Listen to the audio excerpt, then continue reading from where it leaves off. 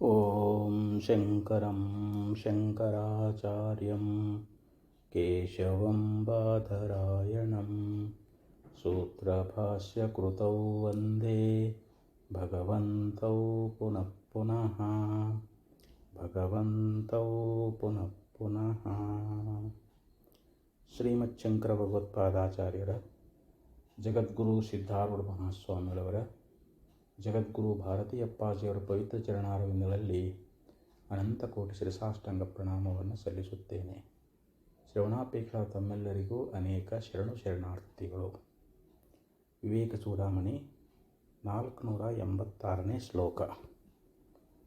ಯತ್ಕಟಾಕ್ಷ ಶಶಿಸಾಂದ್ರ ಚಂದ್ರಿಕಾ ಪಾತಧೂತ ಭವತಾಪಜಸ್ರಮಃ ಪ್ರಾಪ್ತವಾನಹಮಖಂಡವೈಭವ ನಂದಮಾತ್ಮಪದಮಕ್ಷಯಂ ಕ್ಷಣಾತ್ತಂ.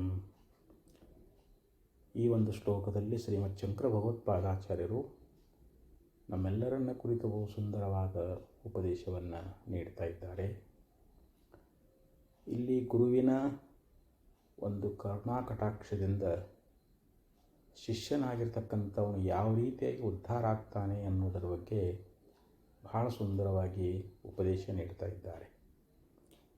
ಯತ್ ಕಟಾಕ್ಷ ಶಶಿ ಸಾಂದ್ರ ಚಂದ್ರಿಕಾ ಪಾತಧೂತ ಭವತಾಪಜಸ್ರಮಃ. ನೋಡಿ, ಯತ್ ಕಟಾಕ್ಷ ಶಶಿ ಸಾಂದ್ರ ಚಂದ್ರಿಕಾ, ನೋಡಿ ಒಂದು ವಾಕ್ಯ. ಯತ್ ಕಟಾಕ್ಷ ಅಂತಂದರೆ ಯಾವನ ಒಂದು ಕಡೆಗಣ್ಣಿನ ಒಂದು ನೋಟ ಅನ್ನುವಂಥ. ಯತ್ ಕಟಾಕ್ಷ ಅಂತಂದ್ರೇನು? ಯಾವ ಸದ್ಗುರುವಿನ, ಯಾವ ಮಹಾತ್ಮನ ಒಂದು ಕಡೆಗಣ್ಣಿನ ಆ ನೋಟ ಅನ್ನುವಂಥ ಶಶಿ ಸಾಂದ್ರ ಚಂದ್ರಿಕಾ ಅಂತ ಹೇಳಿದರು. ಚಂದ್ರನ ದಟ್ಟವಾಗಿರತಕ್ಕಂಥ ಆ ಬೆಳದಿಂಗಳೇನೈತಲ್ಲ, ಚಂದ್ರಿಕಾ ಪಾತಧೂತ ಭವತಾಪಜಸ್ರಮಃ. ಆ ಚಂದ್ರನ ಒಂದು ದಟ್ಟವಾಗಿರತಕ್ಕಂಥ ಬೆಳದಿಂಗಳ ಒಂದು ಪ್ರಸರಣದ ಮೂಲಕವಾಗಿ ಈ ಸಂಸಾರದ ಕ್ಲೇಶದಿಂದ ಉಂಟಾಗಿರತಕ್ಕಂಥ ಶ್ರಮವನ್ನು ಹೋಗಲಾಡಿಸಿಕೊಂಡಿರ್ತಕ್ಕಂಥವನು ನಾನು ಅಂತ. ಅಂದರೆ ಒಂದು ದೃಷ್ಟಾಂತ ಕೊಡ್ತಾರೆ ಇವಾಗ. ಈಗ ಒಬ್ಬನೊಬ್ಬ ಪುರುಷ ಬ್ಯಾಸಿಗೆ ಸಮಯ ಹೊಲಕ್ಕೆ ಹೋಗಿದ್ದಾನ, ಭಾಳಷ್ಟು ದುಡಿಮೆಯನ್ನು ಮಾಡಿದ್ದಾನೆ, ಶರೀರ ಭಾಳ ಬಳಲಿಕೆ ಆಗ್ಯದ, ಭಾಳ ಆಯಾಸಪಟ್ಟಿದ್ದಾನೆ. ಆವಾಗ ಅವನು ಸಾಯಂಕಾಲ ಬಂದ. ಒಂದು ಪೂರ್ಣಿಮಾ ದಿವಸ, ಹುಣ್ಣಿಮೆ ದಿನ, ರಾತ್ರಿ ಸಮಯ. ಯಾಕಂದ್ರೆ ಹೊಲದಾಗ ದುಡಿದು ಬಂದ ಪರಿಶ್ರಮ ಅವನು ಭಾಳ ಆಯಾಸ ಆಗಿತ್ತು, ಭಾಳ ಬಳಲಿಕೆ, ಭಾಳ ತಾಪ ಆಗಿತ್ತು, ಶಾರೀರಿಕ ತಾಪದಿಂದ ಬಳಲ್ತಾ ಇದ್ದ. ರಾತ್ರಿ ಊಟ ಮಾಡಿ ಬೆಳದಿಂಗಳೊಳಗೆ ಅವನು ಅಲ್ಲಿ ವಿಶ್ರಾಂತಿಯನ್ನು ಪಡೀತಾ ಇದ್ದಾನೆ.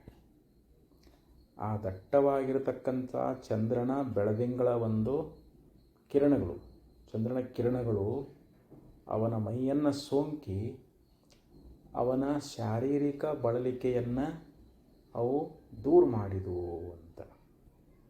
ಆ ಚಂದ್ರನ ಅಮೃತ ಕಿರಣಗಳೇನದಾವು ಅಂತಂದರೆ, ಅವನು ಹೊಲದಾಗ ದುಡಿದು ಎಷ್ಟು ಪರಿಶ್ರಮ ಪಟ್ಟಿದ್ದ, ಎಷ್ಟು ಶಾರೀರಿಕ ತಾಪ ಆಗಿತ್ತು, ಈಗ ಅದೆಲ್ಲ ಏನಾಯಿತು ಅಂತಂದರೆ ಆ ಚಂದ್ರನ ಅಮೃತ ಕಿರಣಗಳು ಅವನಿಗೆ ಉಂಟಾಗಿರತಕ್ಕಂಥ ಶಾರೀರಿಕ ತಾಪವನ್ನು, ಆಯಾಸವನ್ನು ಅವು ಯಾವ ರೀತಿಯಾಗಿ ದೂರ ಮಾಡಿದವೋ ಹಾಗೆ ಇಲ್ಲಿ ಈ ಸದ್ಗುರುವಿನ ಒಂದು ಕಡೆಗಣ್ಣಿನ ನೋಟ ಅನ್ನುವಂಥ ಚಂದ್ರನ ದಟ್ಟವಾಗಿರತಕ್ಕಂಥ ಯಾವ ಬೆಳದಿಂಗಳಿನ ಒಂದು ಕಿರಣಗಳು, ಆ ಬೆಳದಿಂಗಳಂತಂದ್ರೆ ಇಲ್ಲಿ ಗುರುವಿನ ನೋಟ ಅನ್ನುವಂಥ ಆ ಚಂದ್ರನ ಕಿರಣಗಳೇನಾಗಿದ್ದಾವೆ ಅಂತಂದರೆ ಈ ಸಂಸಾರ ಒಂದು ತಾಪ. ಯಾಕಂದ್ರೆ ನಮಗೆ ಸಂಸಾರದಲ್ಲಿ ಅನಂತ ರೀತಿಯಾಗಿರ್ತಕ್ಕಂಥ ದುಃಖಗಳನ್ನು ನಾವು ಅನುಭವಿಸ್ತಾ ಇದ್ದೇವೆ. ಅದಕ್ಕೆ ನಿಜಗುಣ ಶ್ರೀಗಳವರು ಭಗವಂತನಲ್ಲಿ ಬೇಡಿಕೊಂಡು ಬಂದರು. ಭಗವಂತನಲ್ಲಿ ಏನು ಕೇಳಿದರು ಅಂತಂದರೆ, ಹೇ ಪರಮಾತ್ಮ, ನಾನು ಈ ಸಂಸಾರದಲ್ಲಿ ಅನಂತ ದುಃಖವನ್ನು ಶಂಕರ ನೋಡು, ನೀನೆನ್ನ ಪರಿಭವದ ಬಾಧೆಯನ್ನು ಕೃಪೆ ಮಾಡು ಬೇಗದಲ್ಲಿ ಅಭಯವಿತ್ತು ಅಂತ ಕೇಳ್ತಾ ಇದ್ದಾರೆ. ಯಾಕಂದರೆ ಹಸಿವು ತೃಷೆಗಳ ಬಾಧೆ, ವ್ಯಸನ ವೇಳರ ಬಾಧೆ, ದೆಸೆಗೆಡಿಸುವ ಅರಿಕುಳದ ಬಾಧೆ, ಅಲ್ಲಿ ಅನೇಕ ತಾಪಗಳ ಒಂದು ದುಃಖ, ಸಂಸಾರದಲ್ಲಿ ನಾವು ಏನು ಕ್ಲೇಶಗಳನ್ನು ಪಡಿತಾ ಇದ್ದೀವಿ ಅದರ ಬಗ್ಗೆ ಅಲ್ಲಿ ಬಹಳಷ್ಟು ವಿಸ್ತಾರವಾಗಿ ಹೇಳಿದ್ದಾರೆ. ಮಾಯಕರ್ಮದ ಬಾಧೆ, ಕಾಯಕರ್ಣದ ಬಾಧೆ, ವಾಯು ವಿಷೇಂದ್ರಿಯದ ಬಾಧೆ, ಹೇಯವನ ಜನ ಮರಣದ ಬಾಧೆ. ನೋಡಿ, ಎಲ್ಲ ಒಂದಲ್ಲ ಎರಡಲ್ಲ, ಅನೇಕ ತಾಪದಿಂದ, ಸಂಸಾರದ ದುಃಖದಿಂದ, ಕ್ಲೇಶದಿಂದ ನಾವು ಬಳಲ್ತಾ ಇದ್ದೇವಲ್ಲ. ಈ ತಾಪದಿಂದ ಉಂಟಾಗಿರ್ತಕ್ಕಂಥ ಒಂದು ಶ್ರಮ ಇದು ಎದರಿಂದ ಹೋಯಿತು ಅಂತಂದರೆ ಆ ಸದ್ಗುರುನಾಥನ ಕಡೆಗಣ್ಣಿನ ನೋಟ ಅನ್ನುವಂಥ ಒಂದು ಚಂದ್ರನ ಅಮೃತ ಕಿರಣಗಳು. ಅಲ್ಲಿ ಹೆಂಗೆ ಚಂದ್ರನ ಅಮೃತ ಕಿರಣಗಳು ಶಾರೀರಿಕ ತಾಪವನ್ನು ದೂರ ಮಾಡಿದಂತೆ ಇಲ್ಲಿ ಶಿಷ್ಯ ಸಂಸಾರ ತಾಪದಿಂದ ಬಳಲ್ತಾ ಇದ್ನಲ್ಲ, ಇವನ ತಾಪವನ್ನು ದೂರ ಮಾಡಿರ್ತಕ್ಕಂಥವುಗಳು ಯಾವುವು ಅಂತಂದರೆ ಆ ಸದ್ಗುರುನಾಥನ ಕಡೆಗಣ್ಣಿನ ನೋಟ ಅಂತ. ಆ ಕಡೆಗಣ್ಣಿನ ನೋಟ ಏನು ಮಾಡ್ಯದ? ಸಂಸಾರದ ಎಲ್ಲ ಕ್ಲೇಶಗಳಿಂದ ಅದು ಬಿಡುಗಡೆಯನ್ನು ಮಾಡುವಂಥದ್ದಾಗ್ಯದ. ಅಹಂ ಅಕ್ಷಯಂ ಅಖಂಡ ವೈಭವಾನಂದಂ. ಅಂಥ ಶಾರೀರಿಕ ಅಂದರೆ ಮಾನಸಿಕವಾಗಿರ್ತಕ್ಕಂಥ, ಶಾರೀರಿಕವಾಗಿರ್ತಕ್ಕಂಥ ಈ ಸಂಸಾರದ ಎಲ್ಲ ತಾಪವನ್ನು ಕಳ್ಕೊಂಡು ಅದನ್ನು ಹೋಗಲಾಡಿಸಿಕೊಂಡು ನಾನು ಅಕ್ಷಯ ಅಂದ್ರೇನು? ಕ್ಷಯ ಅಂದರೆ ನಾಶ. ಅಕ್ಷಯ ಅಂತಂದ್ರೇನು? ನಾಶರಹಿತವಾಗಿರ್ತಕ್ಕಂಥ ಅಖಂಡ ವೈಭವಾನಂದಂ. ಅಖಂಡವಾಗಿರ್ತಕ್ಕಂಥ ವೈಭವ ಯಾವುದು? ಇಲ್ಲಿ ನಾವು ಆತ್ಮಾನಂದ, ಜೀವ ಪರಮರ ಏಕತ್ವ ಜ್ಞಾನದಲ್ಲಿ ತೋರ್ತಕ್ಕಂಥ ಯಾವೊಂದು ಆನಂದ ಅನ್ನುವಂಥದ್ದು ಐತಲ್ಲ, ಆ ವೈಭವದ ಆನಂದವನ್ನು, ಆನಂದವಾಗಿರ್ತಕ್ಕಂಥ ಆತ್ಮಪದಂ, ಆ ಪರಮಪದ, ಶ್ರೇಷ್ಠವಾದ ಪದ ಯಾವುದು ಅಂತಂದರೆ ಇಲ್ಲಿ ಮೋಕ್ಷ ಪದ, ಮೋಕ್ಷ ಪದವಿ ಅಂತ. ಅದಕ್ಕೆ ಬ್ರಹ್ಮ ಪದವಿಯನ್ನಲ್ಲೇ, ವಿಷ್ಣು ಪದವಿಯನ್ನಲ್ಲೇ, ರುದ್ರ ಪದವಿಯನ್ನಲ್ಲೇ, ಮತ್ತಾವ ಪದವಿಯನ್ನಲ್ಲೇ ನಿಮ್ಮ ಶರಣರು ಹರಿದಿಪ್ಪ ಮಹಾಪದವಿಯನ್ನೇ ಕರುಣಿಸುವಂಥ ಶರಣರು ಪರಮಾತ್ಮಲ್ಲಿ ಬೇಡಿಕೊಂಡಂತೆ ನಾವು ಪರಮ ಪದವಿ ಯಾವುದು? ಪರಮಪದ ಯಾವುದು ಅಂತಂದರೆ ಮೋಕ್ಷ. ಯದ್ಗತ್ವ ನಿವರ್ತಂತೆ ತದ್ಧಾಮ ಪರಮಮ್ಮಮ ಅಂತ ಹೇಳ್ತಾ ಇದ್ದಾರೆ. ಯಾವುದನ್ನು ಪಡ್ಕೊಂಡು ಬಳಕ ಅಲ್ಲಿ ಜೀವ ಮುಕ್ತನಾಗಿ ಹೋಗಿಬಿಡ್ತಾ ಇದ್ದಾನೋ, ಅಲ್ಲಿಂದ ಪುನಃ ವಾಪಸ್ ತಾಯಿ ಗರ್ಭದಲ್ಲಿ ಹುಟ್ಟಿ ಬರುವುದಿಲ್ಲವೋ, ಜನ್ಮ ನಿವೃತ್ತಿಯನ್ನು ಮಾಡಿಕೊಳ್ತಾ ಇದ್ದಾನೆಯೋ, ಅದುವೇ ಪರಮಪದ ಅಂತ ಹೇಳಿಸಿಕೊಳ್ತದೆ. ಅದು ಅಖಂಡವಾಗಿರತಕ್ಕಂಥ, ಅಕ್ಷಯವಾಗಿರುವಂಥ, ಅದು ವೈಭವದ ಆನಂದ ಅಂತ ಹೇಳಿಸಿಕೊಳ್ತದೆ. ಅಂತಹ ಪರಮಪದವನ್ನು ಕ್ಷಣ ಮಾತ್ರದಲ್ಲಿ ನಾನು ಹೊಂದಿದಂಥವನಾಗಿದ್ದೇನೆ. ಅದಕ್ಕೆ ಕ್ಷಣಾತ್ ಪ್ರಾಪ್ತವಾನ್ ಅಸ್ಮಿ ಅಂತ. ಒಂದು ಕ್ಷಣ ಮಾತ್ರದಲ್ಲಿ ಆ ಸದ್ಗುರುವಿನ ಕರುಣಾ ಕಟಾಕ್ಷ, ಅವನ ಕೃಪಾದೃಷ್ಟಿ ಅನ್ನುವಂಥದ್ದು, ಅವನ ಕಡೆಗಣ್ಣಿನ ನೋಟ ಅನ್ನುವಂಥದ್ದು ಯಾವ ಕ್ಷಣದಲ್ಲಿ ನನಗೆ ಪ್ರಾಪ್ತವಾಯಿತೋ ಆ ಕೂಡಲೇ, ಆ ಕ್ಷಣದಲ್ಲಿಯೇ ನನಗೆ ಅಂಥ ಪರಮಪದದ ಪ್ರಾಪ್ತಿ ಎನ್ನುವಂಥದ್ದು ನನಗೆ ಉಂಟಾಗುವಂಥದ್ದಾಗ್ಯದ. ಅಂಥ ಗುರುವಿಗೆ ನಾನು ನಮಸ್ಕಾರ ಮಾಡ್ತಾ ಇದ್ದೀನಿ ಅಂಥೇಳಿ ಇಲ್ಲಿ ಶಿಷ್ಯ ಉದ್ಧಾರ ತೆಗೆಯುವಂಥವನಾಗ್ತಾ ಇದ್ದಾನೆ. ಅದಕ್ಕೆ ಇಲ್ಲಿ ಗುರುವಿಗೆ ತಾನು ಒಂದು ನಮಸ್ಕಾರ ರೂಪವಾಗಿರತಕ್ಕಂಥ ಮಂಗಲವನ್ನೇ ಇಲ್ಲಿ ಹೇಳ್ತಾ ಇದ್ದಾನೆ. ಯಾಕಂದರೆ ಸದ್ಗುರುನಾಥನ ಒಂದು ಕರುಣೆ ಅನ್ನುವಂಥದ್ದಿಲ್ಲದೆ ನಾವು ಅಂಥ ಮೋಕ್ಷವನ್ನು ಪಡೀಲಿಕ್ಕೆ ಆಗ್ತದೇನು ಅಂತಂದರೆ ಇಲ್ಲ. ನಿಜಮುಷಿಗಳವರು ಕೂಡ ಗುರುವೇ ನಿಮ್ಮಯ ಕರುಣದೋಳ್ ಎನ್ನ ತತ್ವದಿರವನೆರೆದು ನಿತ್ಯ ಸುಖಿಯಾದೆ ಅಂತ ಶಿಷ್ಯ ಗುರುಗಳಿಗೆ ಒಂದು ಉಪಕಾರ ಸ್ಮರಣೆಯನ್ನು ಮಾಡ್ತಾ ಇದ್ದಾನೆ. ಹೇ ಸದ್ಗುರುನಾಥ, ನಿಮ್ಮಯ ಕರುಣದೋಳು, ನಿಮ್ಮ ಕರುಣಾ ಕಟಾಕ್ಷದಿಂದ, ನಿಮ್ಮ ಕೃಪಾದ ದೃಷ್ಟಿಯಿಂದ ನನ್ನ ತತ್ವದ ಇರವು, ನನ್ನ ನಿಜಸ್ವರೂಪದ ಇರುವು ಏನು, ನನ್ನ ನಿಜಸ್ವರೂಪ ಯಾವುದು ಅನ್ನೋದನ್ನು ನಿಮ್ಮ ಕರುಣೆಯಿಂದ ನಾನು ತಿಳ್ಕೊಂಡು ನಿತ್ಯ ಸುಖಿಯಾದೆ, ನಾನು ನಿತ್ಯ ಸುಖವನ್ನು ಪ್ರಾಪ್ತಿ ಮಾಡಿಕೊಂಡಂಥವನಾಗಿದ್ದೀನಿ ಅಂಥೇಳಿ ಅಲ್ಲಿ ಶಿಷ್ಯ ಉದ್ಗಾರ ತೆಗಿತಾ ಇದ್ದಾನೆ. ಯಾಕಂದರೆ ಅಜ್ಞಾನ ಕಾಲದಲ್ಲಿ ನಾನು ಏನು ತಿಳ್ಕೊಂಡಿದ್ದೆ ಅಂತಂದರೆ, ನಾಮರೂಪವನ್ನು ಅಭಿಮಾನಿಸಿಕೊಂಡು ತಾಮಸಮತಿಗೊಳಗಾಗಿದೆ, ಪ್ರೇಮಾಸ್ತಿ ಭಾತಿ ಎಂಬಿವೆ ನಿನ್ನ ನಿಜಧಾಮವೆಂದು ಎಸೆದು ಎಚ್ಚರಿಸಲಾಗಿ. ನೋಡಿ, ಶಿಷ್ಯ ಹೇಳ್ತಾ ಇದ್ದಾನೆ, ನಾನು ಅಜ್ಞಾನ ಕಾಲದೊಳಗೆ ನಾಮರೂಪಗಳೇ ಸತ್ಯ ಅಂತ ಅದನ್ನು ಅಭಿಮಾನ ಮಾಡಿಕೊಂಡಿದ್ದೆ. ನನ್ನ ಮತಿ ಎನ್ನುವಂಥದ್ದು ತಮೋಗುಣಕ್ಕೆ ಒಳಗಾಗಿತ್ತು.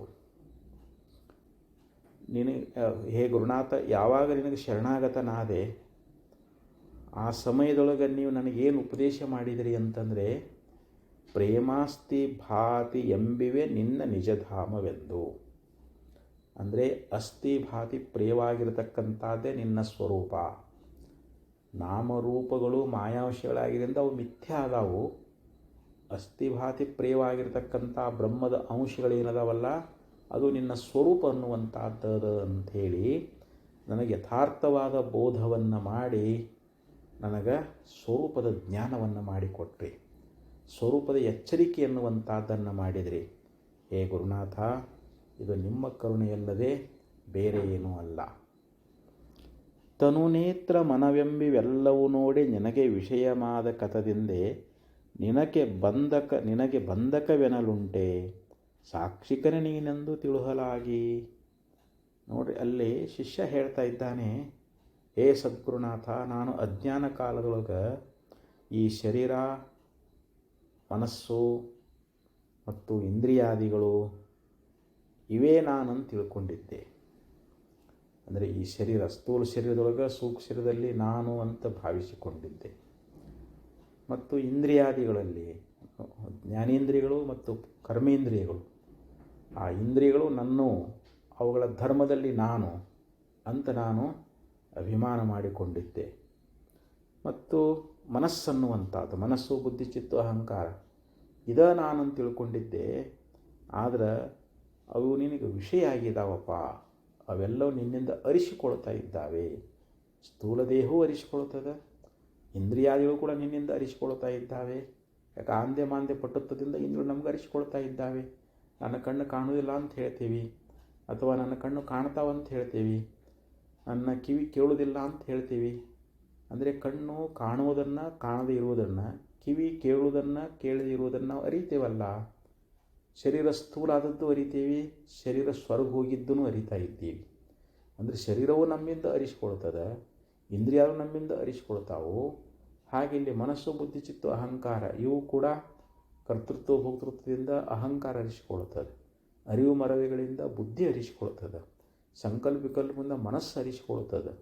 ಹೀಗಾಗಿ ಅಂತಃಕರಣಗಳು ಕೂಡ ಅರಿಸಿಕೊಳ್ಳುವುದರಿಂದ ಇವು ನೀನಲ್ಲ, ನೀನು ಅವುಗಳನ್ನು ಆ ವಿಷಯಗಳನ್ನು ಅರಿತಕ್ಕಂಥ ದ್ರಷ್ಟಾಸ್ವರೂಪನೇ ನೀನದಿ ಅಂಥೇಳಿ, ಹೇ ಸದ್ಗುರುನಾಥ, ನನಗೆ ಇಂಥ ಶ್ರೇಷ್ಠವಾಗಿರ್ತಕ್ಕಂಥ ಜ್ಞಾನವನ್ನು ಉಪದೇಶ ಮಾಡಿದಿರಿ. ನಿನಗೆ ಬಂಧನ ಅನ್ನುವಂಥದ್ದು ಅದೇನು? ಈ ಶರೀರ, ಇಂದ್ರಿಯ, ಅಂತಃಕರಣಗಳಿಂದ ನಿನಗೇನಾದರೂ ಬಂಧನ ಅನ್ನುವಂಥದ್ದು ಉಂಟಾಗೈತೇನೋ ಅಂತಂದರೆ ಇಲ್ಲ. ಯಾಕೆ ನೀನು ಅವುಗಳಿಗೆ ಸಾಕ್ಷಿ ಅಂಥೇಳಿ ನನಗೆ ಉಪದೇಶ ಮಾಡಿದ್ದರಿಂದ ನನಗೆ ಅವುಗಳ ಬಂಧನ ಅನ್ನುವಂಥದ್ದಿಲ್ಲ ಅಂತ, ನನಗೆ ಸಂಸಾರ ಬಂಧನವೇ ಬಂದಿಲ್ಲ. ಮತ್ತು ಅದರಿಂದ ಬಿಡುಗಡೆ ಅನ್ನುವಂಥದ್ದು ಎಲ್ಲಿ ಅದ? ಬಂಧ ಆಗಿದ್ರಲ್ಲ ಬಿಡುಗಡೆ ಆಗುವುದು.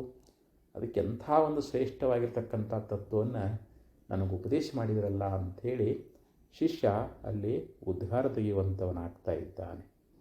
ಆದ್ದರಿಂದ ಇಲ್ಲಿ ಶಿಷ್ಯ ಇಲ್ಲಿ ಗುರುವಿಗೆ ನಮಸ್ಕಾರ ರೂಪ ನಮಸ್ಕಾರಗಳನ್ನು ಮಾಡ್ತಾ, ಹೇ ಸದ್ಗುರುನಾಥ, ಇದೆಲ್ಲ ನಿಮ್ಮ ಕರುಣೆಯ ಕಟಾಕ್ಷ, ನಿಮ್ಮ ಕೃಪಾ ಕಟಾಕ್ಷದ ಮೂಲಕವಾಗಿ ನನ್ನ ಸಂಸಾರದ ತಾಪವೆಲ್ಲ ದೂರ ಆಗುವಂಥದ್ದಾಗ್ಯದ ಅಂಥೇಳಿ ಈ ರೀತಿಯಾಗಿ ತನಗಾಗಿರ್ತಕ್ಕಂಥ ಆತ್ಮಾನುಭವದ ವರ್ಣನೆಯನ್ನು ಶಿಷ್ಯ ಮಾಡುವಂಥವನಾಗಿದ್ದಾನೆ. ಮತ್ತೆ ಮುಂದಿನ ಶ್ಲೋಕದಲ್ಲಿ ಹೇಳ್ತಾರೆ, ಧನ್ಯೋಹಂ ಕೃತಕೃತ್ಯೋಹಂ ವಿಮುಕ್ತೋಹಂ ಭವಗ್ರಹಾತ್ ನಿತ್ಯಾನಂದ ಸ್ವರೂಪೋಹಂ ಪೂರ್ಣೋಹಂ ತ್ವದನುಗ್ರಹಾತ್. ಹೇ ಗುರುದೇವ, ನಿಮ್ಮ ಒಂದು ಅನುಗ್ರಹದಿಂದ ಅಹಂ ಧನ್ಯ, ನಾನು ಧನ್ಯನಾಗಿದ್ದೇನೆ. ನೋಡು, ಗುರುವಿನ ಅನುಗ್ರಹ. ಇಲ್ಲಿ ಶಿಷ್ಯನಾಗಿರ್ತಕ್ಕಂಥವನು ಧನ್ಯನಾಗಬೇಕಾದ್ರೆ ಅದಕ್ಕೆ ಗುರುವಿನ ಅನುಗ್ರಹ ಅನ್ನುವಂಥದ್ದು ಬೇಕಂತಾರೆ. ಗುರುವಿನ ಅನುಗ್ರಹದಿಂದಲೇ ನಾವು ಧನ್ಯರಾಗ್ತಾ ಇದ್ದೀವಿ, ಕೃತಕೃತ್ಯರಾಗ್ತಾ ಇದ್ದೀವಿ ಅಂತ. ಸದ್ಗುರುನಾಥನ ಒಂದು ಕರುಣೆ ಇಲ್ಲದೆ ನಾವು ಎಷ್ಟು ಓದಿಕೊಂಡೇವಂದ್ರೂ, ನಾವು ಏನು ಮಾಡೇವಂದ್ರೂ ಕೂಡ ಆ ಗುರುವಿನ ಉಪದೇಶ ಅನ್ನುವಂಥದ್ದಿಲ್ಲದೆ, ಗುರು ಕರುಣೆ ಇಲ್ಲದೆ ನಮಗೆ ಆ ಪರಮಾತ್ಮನ ಪ್ರಾಪ್ತಿ ಅನ್ನುವಂಥದ್ದು ನಮಗೆ ಆಗೋದಿಲ್ಲ ಅಂತ ಹೇಳ್ತಾ ಇದ್ದಾರೆ. ಅದಕ್ಕೆ ಶರಣರು ಕೂಡ ವಚನಗಳಲ್ಲಿ ಬಹಳ ಸುಂದರವಾಗಿ ಉಪದೇಶವನ್ನು ಮಾಡುವಂಥವರಾಗ್ತಾರೆ. ಶಿವನೇ ತಾನೆನಗೆ ಗುರುವಾಗಿ ಬಂದು ಎನ್ನ ಸಂಸಾರ ಸಾಗರವ ದಾಂಟಿಸಿ ಅಖಂಡ ಪರಮ ಚೈತನ್ಯ ಶಿವಲಿಂಗವ ವಿಶ್ವದೊಳಗೆಲ್ಲಿಯೂ ಕಾಂಬಂತೆ ತೋರಿಸಿ, ವಿಶ್ವವ ಲಿಂಗದೊಳಗೆ ತೋರಿ ಲಿಂಗವೆನ್ನಂಗದೊಳಗೆ ಒಳಗೆ ಹೊರಗೆ ತೋರಿ ಅಂಗವ ಲಿಂಗದೊಳಗಿರಿಸಿ ರಕ್ಷಿದನಯ್ಯ ಎನ್ನ ನಿಜ ಗುರು ಸ್ವತಂತ್ರ ಸಿದ್ಧಲಿಂಗೇಶ್ವರ ಅಂಥೇಳಿ ಒಂದು ವಚನದಲ್ಲಿ ಶರಣರು ಹೇಳ್ತಾ ಇದ್ದಾರೆ. ಇಲ್ಲಿ ಸಾಕ್ಷಾತ್ ಶಿವನೇ, ಸಾಕ್ಷಾತ್ ಪರಮಾತ್ಮನೇ ಇಲ್ಲಿ ಗುರುವಾಗಿ ಅವತರಿಸಿ ಬಂದಿರ್ತಾ ಇದ್ದಾನೆ. ಸದ್ಗುರುವಾಗಿ ಬಂದವನು ಯಾರು ಅಂದರೆ ಸಾಕ್ಷಾತ್ ಪರಮಾತ್ಮನೇ ಅಂತ ನಾವು ಭಾವಿಸಬೇಕು. ಗುರುವಿನಲ್ಲಿ ಅಂಥ ಸದ್ಭಾವವನ್ನು ನಾವು ಇಟ್ಕೊಂಡಿರಬೇಕು. ಹೇ ಸದ್ಗುರುನಾಥ, ನೀನೇ ಪರಮಾತ್ಮನೇ, ಈಗ ನೀನು ಗುರುವಾಗಿ ಬಂದಿದ್ದೀ, ಈ ಎನ್ನ ಸಂಸಾರ ಸಾಗರ ಅನ್ನುವಂಥದ್ದನ್ನು ನೀನೇ ದಾಟಿಸುವಂಥವನಾಗಿದ್ದಿ. ಆ ಅಖಂಡ ಪರಮ ಚೈತನ್ಯ ಲಿಂಗವ ಅಂದರೆ ಏನು, ಅಲ್ಲಿ ಅಖಂಡ ಪರಮ ಚೈತನ್ಯ ಅನ್ನುವಂಥ ಶಿವಲಿಂಗ ಅಂತಂದರೆ ಯಾರು, ಪರಮಾತ್ಮ ಪರಬ್ರಹ್ಮ ಅಂತ. ವಿಶ್ವದೊಳಗೆಲ್ಲೆಲ್ಲಿಯೂ ಕಾಂಬುವಂತೆ ತೋರಿಸಿ. ನೋಡಿ, ಈ ಜಗತ್ತಿನೊಳಗೆ ನಾವು ಎಲ್ಲೆಲ್ಲಿ ನೋಡ್ತಾ ಇದ್ದೀವಿಯೋ ಅಂಥ ಪರಮ ಚೈತನ್ಯ ಸ್ವರೂಪವಾಗಿರುವಂಥ ಪರಬ್ರಹ್ಮ ವಸ್ತುವನ್ನು ಎಲ್ಲೆಲ್ಲಿಯೂ ಕಾಣುವಂತೆ, ನನ್ನ ವೃತ್ತಿ ಎಲ್ಲೆಲ್ಲಿ ಹೋಗ್ತದೋ ಎಲ್ಲ ಕಡೆ ಪರಬ್ರಹ್ಮವೇ ಕಂಡಿರಬೇಕು. ಹಂಗೆ ಕಾಣುವಂತೆ ತೋರಿಸಿರ್ತಕ್ಕಂಥವು ನೀನು. ವಿಶ್ವವ ಲಿಂಗದೊಳಗೆ ತೋರಿ ಅಂದರೆ ಈ ವಿಶ್ವ ಅಂದ್ರೇನು, ಈ ಪ್ರಪಂಚ. ಲಿಂಗ ಅಂದ್ರೇನು, ಪರಬ್ರಹ್ಮ. ಈ ಸಂಪೂರ್ಣವಾಗಿರ್ತಕ್ಕಂಥ ಜಗತ್ತನ್ನು ಈ ಯಾವ ಪರಮಾತ್ಮನಲ್ಲಿ ತೋರಿಸಿ ಲಿಂಗವನೆನ್ನ ಅಂಗದೊಳ ಹೊರಗೆ. ಲಿಂಗ ಅಂತಂದರೆ ಇಲ್ಲಿ ಪರಮಾತ್ಮನನ್ನು, ಎನ್ನ ಅಂಗ ಅಂದರೆ ಈ ಶರೀರ, ಈ ನನ್ನ ಶರೀರದ ಒಳಗೂ ಹೊರಗೂ ಕೂಡ ಆ ಪರಮಾತ್ಮನನ್ನೇ ತೋರಿಸುವಂಥವನಾಗಿದ್ದಿ. ಅಂಗವ ಲಿಂಗದೊಳಗಿರಿಸಿ, ಅಂಗದ ನನ್ನ ಶರೀರ ಅನ್ನುವಂಥದ್ದನ್ನು ಪರಮಾತ್ಮನಲ್ಲಿ ಇರಿಸಿ ರಕ್ಷಿಸಿದನಯ್ಯ ಅಂದರೆ ಸದ್ಗುರುನಾಥ ನನ್ನನ್ನು ರಕ್ಷಣಾ ಮಾಡುವಂಥವನಾದ ಎನ್ನ ನಿಜ ಗುರು ಸ್ವತಂತ್ರ ಸಿದ್ಧಲಿಂಗೇಶ್ವರನು ಅಂತ ಹೇಳಿದರು. ಆ ಸದ್ಗುರುನಾಥ ನನ್ನನ್ನು ರಕ್ಷಣಾ ಮಾಡುವಂಥವನಾಗಿದ್ದಾನೆ. ಹೇ ಸದ್ಗುರುನಾಥ, ಇದು ನಿನ್ನ ಕೃಪಾ ಅಂತ ಹೇಳ್ತಾ ಇದ್ದಾರೆ. ಅದಕ್ಕೆ ಇಲ್ಲಿ ಶರಣರು ಕೂಡ ಆ ಗುರುವಿನ ಕೃಪಾ ವಿಶೇಷ ಅನ್ನುವಂಥದ್ದು ಎಂಥದ್ದು ಅಂತ ವರ್ಣನ ಮಾಡಿದರು. ಉರಿವ ಕೆಂಡದ ಮೇಲೆ ತೃಣವ ತಂದಿರಿಸಿದರೆ ಆ ತೃಣವನ ಕೆಂಡ ನುಂಗಿದಂತೆ, ಗುರು ಚರಣದ ಮೇಲೆ ತನುವೆಂಬ ತೃಣವ ತಂದಿರಿಸಿದರೆ ಆತನ ಸರ್ವಾಂಗವೆಲ್ಲ ಲಿಂಗ ಕಾಣ ರಾಮನಾಥ. ಇನ್ನೊಬ್ಬ ಶರಣ ವಚನದಲ್ಲಿ ಹೇಳ್ತಾ ಇದ್ದಾರೆ, ಉರಿತಕ್ಕಂಥ ಒಂದು ಕೆಂಡದ ಮೇಲೆ ಒಂದು ಹುಲ್ಲು ಕಡ್ಡಿಯನ್ನು ತಂದಿಟ್ಟುಬಿಟ್ರೆ ಆ ಹುಲ್ಲು ಕಡ್ಡಿಯನ್ನು ಕೆಂಡ ಏನು ಮಾಡ್ತದೆ, ತನ್ನ ಸ್ವರೂಪ ಮಾಡ್ಕೊಂಡು ಬಿಡ್ತದೆ. ಅದು ಹುಲ್ಲು ಕಡ್ಡಿ ಆ ಕೆಂಡದ ಸ್ವರೂಪನೇ ಆಗಿ ಹೋಗಿಬಿಡ್ತದೆ. ಹಂಗೆ ಗುರುವಿನ ಚರಣದ ಮೇಲೆ, ಸದ್ಗುರುನಾಥನ ಪವಿತ್ರವಾದ ಚರಣಕಮಲದಲ್ಲಿ ಈ ಶರೀರ ಅನ್ನುವಂಥ ಇದೊಂದು ತೃಣ ಅಂತ ತಿಳ್ಕೊಳ್ರಿ. ಗುರುವಿನ ಚರಣವೇ ಇಲ್ಲಿ ಕೆಂಡ ಇದ್ದಂಗೆ, ನಮ್ಮ ಶರೀರ ಅನ್ನೋದು ಒಂದು ತೃಣ ಇದ್ದಂಗೆ. ಇದನ್ನು ಆ ಗುರುವಿನ ಪಾದಕ್ಕೆ ಹಾಕಿದ್ದೀವಿ ಅಂತಂದರೆ ಆತನ ಸರ್ವಾಂಗವೆಲ್ಲ ಲಿಂಗ ಕಾಣ ರಾಮನಾಥ. ಅಂದರೆ ಅವನು ಪರಿಪೂರ್ಣವಾಗಿರತಕ್ಕಂಥ ಪರಬ್ರಹ್ಮ ಸ್ವರೂಪವೇ ಆಗ್ತಾ ಇದ್ದಾನೆ ಅನ್ನುವಂಥ ಮಾತನ್ನು ಈಗ ಶರಣರು ತಮ್ಮ ವಚನಗಳಲ್ಲಿ ಉಪದೇಶ ಮಾಡಿಕೊಂಡು ಬರುವಂಥವರಾಗಿದ್ದಾರೆ. ಅದಕ್ಕೆ ಹೇಳ್ತಾರೆ, ಧನ್ಯೋಹಂ ಕೃತಕೃತ್ಯೋಹಂ ವಿಮುಕ್ತೋಹಂ ಭವಗ್ರಹಾತ್. ಹೇ ಸದ್ಗುರುನಾಥ, ನಿನ್ನ ಒಂದು ಅನುಗ್ರಹದಿಂದ, ನಿಮ್ಮ ಅನುಗ್ರಹದಿಂದ ನಾನು ಧನ್ಯ, ಅಹಂ ಕೃತಕೃತ್ಯ, ನಾನು ಕೃತಕೃತ್ಯನಾಗಿದ್ದೇನೆ. ಕೃತಕೃತ್ಯ ಅಂದರೆ ಮಾಡಬೇಕಾಗಿರತಕ್ಕಂಥ ಎಲ್ಲ ಕರ್ತವ್ಯವನ್ನು ಮಾಡಿ ಮುಗಿಸಿದ್ದೀನಿ ಅಂತ. ಇನ್ನು ಮಾಡಬೇಕಾದ್ದೇನೂ ಉಳ್ಕೊಂಡಿಲ್ಲ. ಯಾವುದನ್ನು ಪಡ್ಕೋಬೇಕಾದ್ದು ಅದನ್ನು ಪಡ್ಕೊಂಡು ಬಿಟ್ಟಿದ್ದೀನಿ. ಯಂ ಲಬ್ಧ್ವಾ ಚಾಪರಂ ಲಾಭಂ ಮನ್ಯತೇನಾಧಿಕಂ.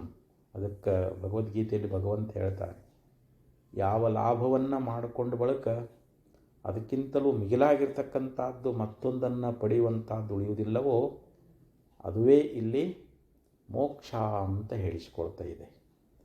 ಅದನ್ನು ಒಮ್ಮೆ ಮೋಕ್ಷವನ್ನು ಪಡ್ಕೊಂಡೇವಿ, ಭಗವತ್ ಸಾಕ್ಷಾತ್ ಮಾಡಿಕೊಂಡೇವಿ ಅಂತಂದರೆ ಆತ್ಮಲಾಭ ಪರಂ ಲಾಭೋ ನ ವಿದ್ಯತೆ ಅಂತ ಹೇಳಿದರು. ಆತ್ಮಲಾಭಕ್ಕಿಂತಲೂ ಶ್ರೇಷ್ಠವಾಗಿರ್ತಕ್ಕಂಥ ಲಾಭ ಈ ಜಗತ್ತಿನೊಳಗಿಲ್ಲ. ಅಂಥ ಆತ್ಮದರ್ಶನವನ್ನು ಮಾಡಿಕೊಡೋನು ಯಾರು ಅಂತಂದರೆ ಸದ್ಗುರುನಾಥ. ಅದಕ್ಕೆ ಜ್ಞಾನಾಮೃತೇನ ತೃಪ್ತಶ್ಚ ಕೃತಕೃತ್ಯಶ್ಚ ಯೋಗಿನಃ ನೈವಾಸ್ತಿ ಕಿಂಚಿತ್ ಕರ್ತವ್ಯಂ ಅಸ್ತಿ ಚೇತ್ ನಸತತ್ವವಿತ್ ಅಂತ ಹೇಳಿದರು. ಯಾರು ಜ್ಞಾನವೆಂಬ ಅಮೃತವನ್ನು ಪಾನ ಮಾಡಿದಾರೋ ಅವರು ಈ ಜೀವನದೊಳಗೆ ಅವರು ಈ ನರಜನ್ಮದಲ್ಲಿ ಧನ್ಯರಾಗಿದ್ದಾರೆ ಅಂತ. ಈ ಮರ್ತ್ಯಲೋಕದಲ್ಲಿ ನಿಜವಾಗಿ ಧನ್ಯರು ಕೃತಕೃತ್ಯರು ಯಾರು ಅಂತಂದರೆ ಜ್ಞಾನವೆಂಬ ಅಮೃತವನ್ನು ಕುಡಿದವರು. ಜ್ಞಾನಾಮೃತೇನ ತೃಪ್ತಶ್ಚ ಕೃತಕೃತ್ಯಶ್ಚ ಯೋಗಿನಃ. ಇಲ್ಲಿ ಯೋಗಿ ಅಂದರೆ ಜೀವನ್ಮುಕ್ತನಾಗಿರ್ತಕ್ಕಂಥ ಪುರುಷ ಜ್ಞಾನಾಮೃತವನ್ನು ಮಾಡಿ ಕೃತಕೃತ್ಯನಾಗಿದ್ದಾನೆ. ಅವನು ಮಾಡಬೇಕಾದಂಥ ಕರ್ತವ್ಯ ಏನೂ ಉಳಿದಿಲ್ಲ. ನೈವಾಸ್ತಿ ಕಿಂಚಿತ್ ಕರ್ತವ್ಯ, ಏನಾದರೂ ಮಾಡಬೇಕಾದ ಕರ್ತವ್ಯ ಕಾರ್ಯ ಕರ್ಮ ಐತೇನು ಅಂತಂದರೆ ಇಲ್ಲ. ಅಸ್ತಿ ಚೇತ್, ಇನ್ನೂ ಒಂದಿಷ್ಟು ಕರ್ಮ ಮಾಡಬೇಕ್ರಿ, ಉಪಾಸನ ಮಾಡಬೇಕು ಅಂತಂದರೆ ನಸತತ್ವವಿತ್, ಇನ್ನೂ ಅವನು ತತ್ವವನ್ನು ಬಲ್ಲವನಲ್ಲ ಅಂತ, ಇನ್ನೂ ಆತ್ಮ ಸಾಕ್ಷಾತ್ಕಾರ ಆಗಿಲ್ಲ ಅಂತಲೇ ನಾವು ತಿಳ್ಕೊಳ್ಬೇಕು ಅಂಥೇಳಿ ಹೀಗೆ ನಮಗೆ ಉಪದೇಶವನ್ನು ಮಾಡುವಂಥವರಾಗಿದ್ದಾರೆ. ಆದ್ದರಿಂದ ಇಲ್ಲಿ ಹೇ ಸದ್ಗುರುನಾಥ, ನಿನ್ನ ಅನುಗ್ರಹದಿಂದ ನಾನು ಕೃತಕೃತ್ಯನಾಗಿದ್ದೇನೆ. ಅಹಂ ಭವಗ್ರಹಾತ್, ಮತ್ತು ನಾನು ಈ ಭವಬಂಧನದಿಂದ ಮುಕ್ತನಾಗಿದ್ದೇನೆ. ವಿಮುಕ್ತ ಅಂದರೆ ವಿಶೇಷೇಣ ಮುಕ್ತ. ಒಂದು ಮುಕ್ತನಾದ ಮೇಲೆ ಮುಗಿದು ಹೋತು, ಮತ್ತೆ ತಿರುಗಿ ಮರಳಿ ಈ ಸಂಸಾರ ನಮಗೆ ಪ್ರಾಪ್ತಿ ಆಗ್ತದೇನೋ ಅಂತಂದರೆ ಆಗೋದಿಲ್ಲ. ಒಂದು ಸಲ ಆ ಪರಮಾತ್ಮನ ಗುರುವಿನ ಅನುಗ್ರಹ ಆಗಿ ಭವಬಂಧನದಿಂದ ಬಿಡುಗಡೆಯನ್ನು ಹೊಂದಿಬಿಟ್ಟೇವಿ ಅಂತಂದರೆ, ಸಂಸಾರ ತಾಪವನ್ನು ಕಳ್ಕೊಂಡು ಬಿಟ್ಟೇವಿ ಅಂತಂದರೆ, ಪುನಃ ಒಮ್ಮೆ ಸ್ವಾತಿ ಮಳೆ ನೀರು ಕಪ್ಪೆ ಚಿಪ್ಪಿನಲ್ಲಿ ಬಿದ್ದು ಮುತ್ತಾಯಿತು ಅಂತಂದರೆ ಪುನಃ ಅದು ನೀರು ಆಗ್ತದೇನೋ ಅಂತಂದರೆ ಆಗಂಗಿಲ್ಲ. ಅದು ಬೆಂಕಿ ಕೆಂಡದ ಮೇಲೆ ಬಿದ್ದರೆ ಅದು ಚುರ್ರಂತ ಸುಟ್ಟು ಹೋಗಿಬಿಡ್ತದೆ ನೀರು, ಒಂದು ನೀರಿನ ಹನಿ ಎನ್ನುವಂಥದ್ದು. ಆದರೆ ಅದೇ ಸ್ವಾತಿ ಹನಿ, ಒಂದು ಹನಿ ಅನ್ನುವ ಸ್ವಾತಿ ಮಳೆ ಹನಿ ಕಪ್ಪೆ ಚಿಪ್ಪಿನಲ್ಲಿ ಬಿತ್ತು ಅಂದರೆ ಅದು ಮುತ್ತಾಗಿ ಹೋಗಿಬಿಡ್ತದೆ. ಹಂಗೆ ಒಮ್ಮೆ ಜ್ಞಾನಿ ಗುರುವಿನ ಕರುಣಾಕಟಾಕ್ಷಕ್ಕೆ ಪಾತ್ರ ಆದ ಅಂತಂದರೆ, ಒಮ್ಮೆ ಅವನು ಗುರುಗಳಿಂದ ಜ್ಞಾನ ಮಾಡಿಕೊಂಡು ಮುಕ್ತನಾದ ಅಂತಂದರೆ ಅವನು ಈ ಭವಬಂಧನದಿಂದ ಬಿಡುಗಡೆ ಹೊಂದ್ತಾ ಇದ್ದಾನೆ, ಅವನು ಧನ್ಯನಾಗಿ ಹೋಗಿಬಿಡ್ತಾ ಇದ್ದಾನೆ. ಅಹಂ ನಿತ್ಯಾನಂದ ಸ್ವರೂಪ, ನಾನು ನಿತ್ಯಾನಂದ ಸ್ವರೂಪನೇ ಆಗಿದ್ದೀನಿ. ಅಹಂ ಪೂರ್ಣ, ನಾನು ಪೂರ್ಣನೇ ಆಗಿದ್ದೀನಿ. ಮೊದಲು ಅಜ್ಞಾನ ಕಾಲದಲ್ಲಿ ಈ 3.5 ಮೊಳ ಶರೀರ ಇದೇ ನಾನು ಅಂತ ತಿಳ್ಕೊಂಡಿದ್ದೆ. ಹೇ ಗುರುನಾಥ, ನಿನ್ನ ಒಂದು ಕರುಣೆಯಿಂದ, ನಿನ್ನ ಕೃಪೆಯಿಂದ ಈಗ ನನಗೆ ಎಂಥ ಒಂದು ಸ್ಥಿತಿ ನನಗೆ ಪ್ರಾಪ್ತವಾಗಿದೆ ಅಂತಂದರೆ, ನಾನು ಪರಿಪೂರ್ಣ ಸ್ವರೂಪ, ಆಕಾಶದಂತೆ ಎಲ್ಲ ಕಡೆಯಲ್ಲಿ ವ್ಯಾಪಿಸಿರತಕ್ಕಂಥವನು. ಇಂಥ ಪರಿಪೂರ್ಣವಾಗಿರತಕ್ಕಂಥ ಒಂದು ಸ್ಥಿತಿ ನನಗೆ ಪ್ರಾಪ್ತವಾಗಿರುವಂಥದ್ದಾಗಿದೆ. ಮತ್ತು ಈ ಸಂಸಾರದೊಳಗೆ ಅನಿತ್ಯವಾಗಿರತಕ್ಕಂಥ ಭೋಗ ಸುಖವನ್ನು ನಾನು ಅನುಭವ ಮಾಡ್ತಿದ್ದೆ, ಕ್ಷಣಿಕ ಸುಖವನ್ನು ಅನುಭವಿಸ್ತಾ ಇದ್ದೆ.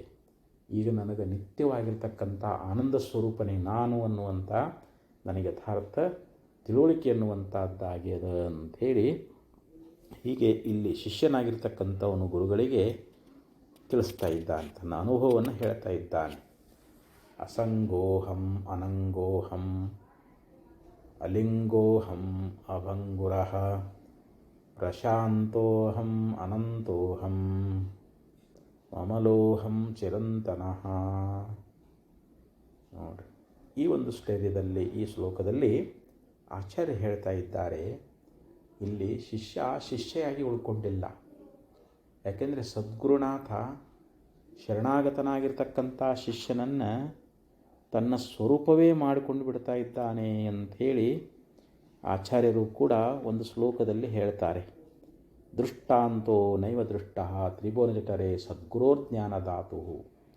ನಮಗೆ ಜ್ಞಾನೋಪದೇಶವನ್ನು ಮಾಡಿ ನಮ್ಮ ಅಜ್ಞಾನವನ್ನು ಹರಣ ಮಾಡಿ ನಮ್ಮನ್ನು ಭಗವಂತ ಸ್ವರೂಪನನ್ನಾಗಿ ಮಾಡ್ತಕ್ಕಂಥ ಸದ್ಗುರುವಿಗೆ ಈ ಮೂರು ಲೋಕಗಳಲ್ಲಿ ದೃಷ್ಟಾಂತ ಅದಾವೇನು ಅಂತಂದರೆ ಇಲ್ಲ.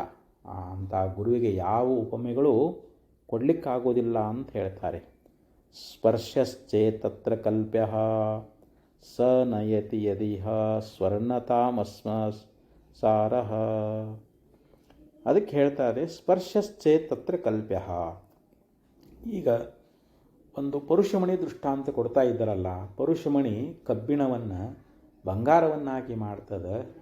ಹಂಗೆ ಪರುಷಮಣಿ ದೃಷ್ಟಾಂತ ಕೊಡಬಹುದಲ್ಲ ಅಂತಂದ್ರೆ ಸ ನಯತಿ ಯದಹೋ ಸ್ವರ್ಣತಾಮಸ್ಮಸಾರ.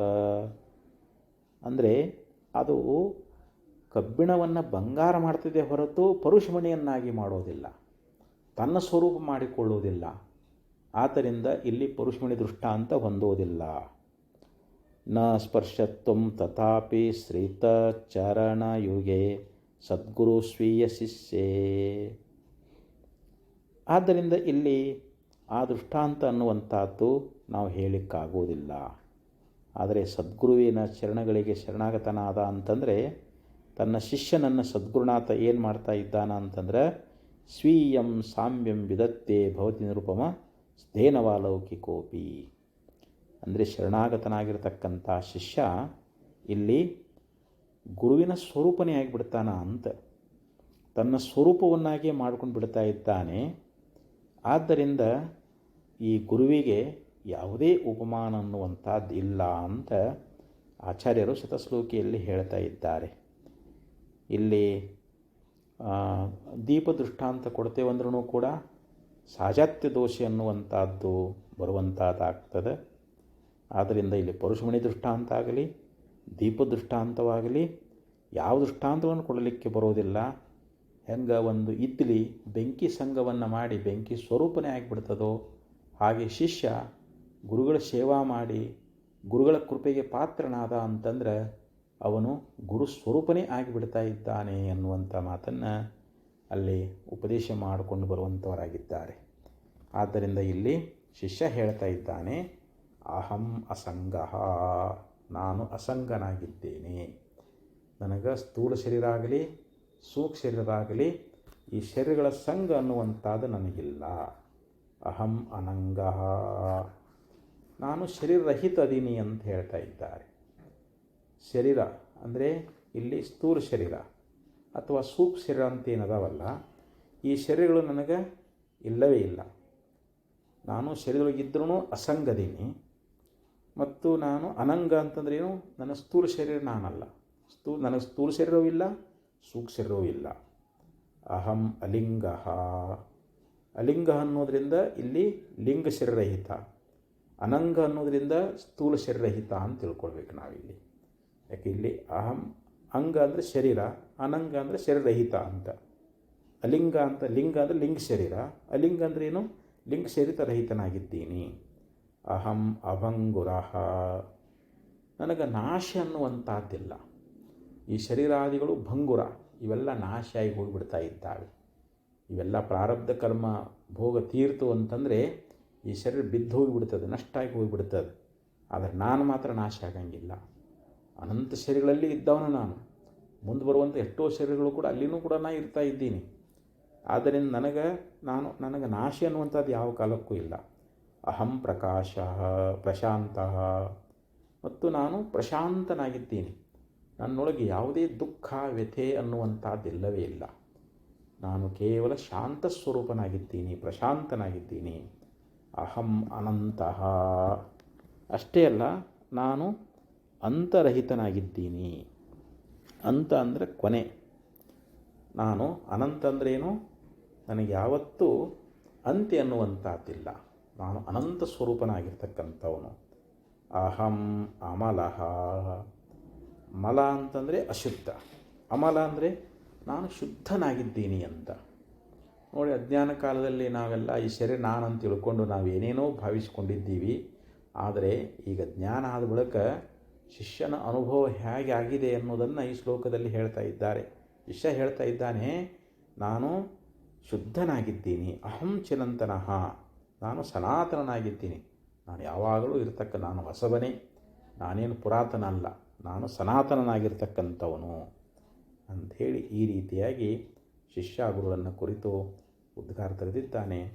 ಇನ್ನೂ ಮುಂದಿನ ಶ್ಲೋಕ ವಿಚಾರವನ್ನು ಮತ್ತೆ ನಾಳೆ ಮಾಡೋಣ ಅಂತ ಹೇಳ್ತಾ 2 ಸದ್ಗುರು ಕಲ್ಪಿಸಿ ವಿರಮಿಸ್ತಾ ಇದ್ದೇನೆ. ಓಂ ತತ್ಸತ್.